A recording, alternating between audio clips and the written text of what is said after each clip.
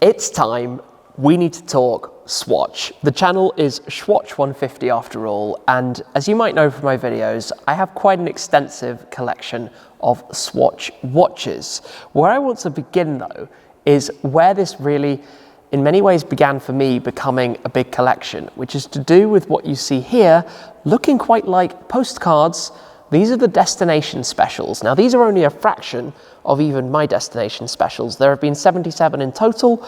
I'm not quite halfway there, but we've got 10 here that I've picked out, which I'd like to go through because I'd like to share my Swatch collection to you. I find them so quirky and they're so attainable, colourful, and they bring so many different characteristics into fairly simple timepieces. But that's why Swatch was so successful back in the 80s and the 90s, and they've kept going through to today. The recent hype and chaos around the Omega and Swatch collaborations, Omega being part of the Swatch group, along with a number of other brands, of course. But destination specials are effectively only available in the retailers in those destinations, whether that's the country, the city, the specific tourist attraction, whatever it might be. And they come in these very, very nice specific sleeves for this series of watches. There have been, up to the point of filming, 77 of them. New ones, of course, do launch. Some cities have been lucky enough to have multiple.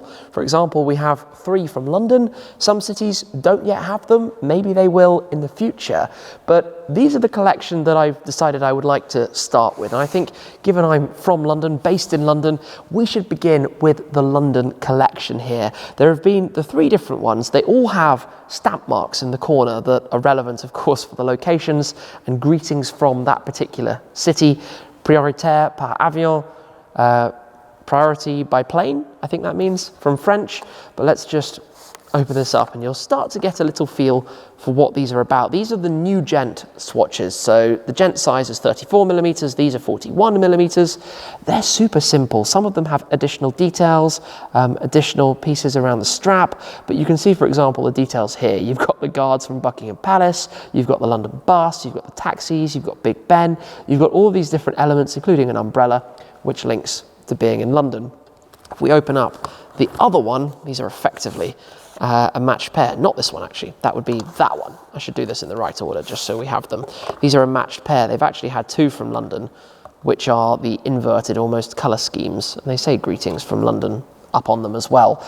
And I just love those kind of things. I don't think there's another city where there have been 2 with inverted same designs. But they do all of this quirky, kind of feel-good stuff. That's just what it's all about. So those are the 2, I think, most traditional London. This is much more simple with the matte navy blue with the turquoise second hand, and again, greetings from London, but with a different style. If we have a look at the back of this, spot there, the dual tone with the changing of the guard. There are all these details that you start to notice as you explore around them a little bit more. And while these aren't strictly limited by a certain number, they are quite hard to find, and some of these, for example, you can't just walk into that particular Swatch shop and get anymore. They've been in production for, I think the first ones were back in 2016, and in fact, this was the first one from Brussels, which is actually based around Mannequin P that you have here.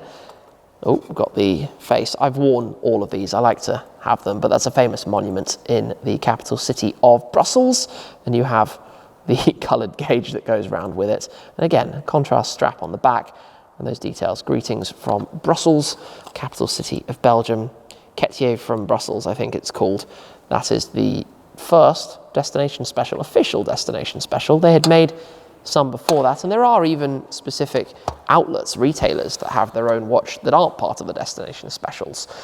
So it's all a little bit confusing. Now, I've included Amsterdam because it's around the corner from Brussels, and the watch is kind of crazy. They're all themed to the destination. I mean, look at this as we open this one up. This one I'm yet to ever actually wear, but I love that face.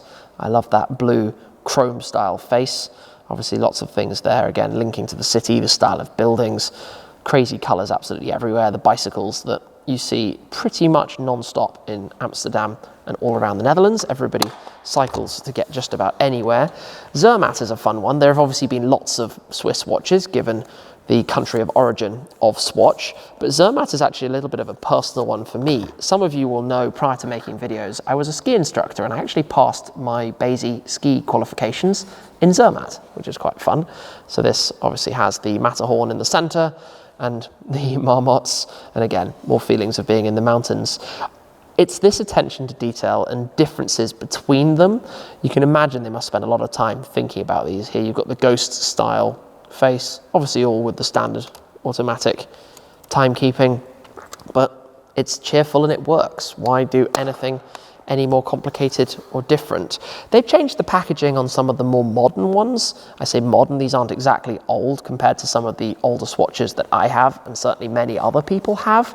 We're going to get to a range of US ones, and I particularly like Greetings from New York.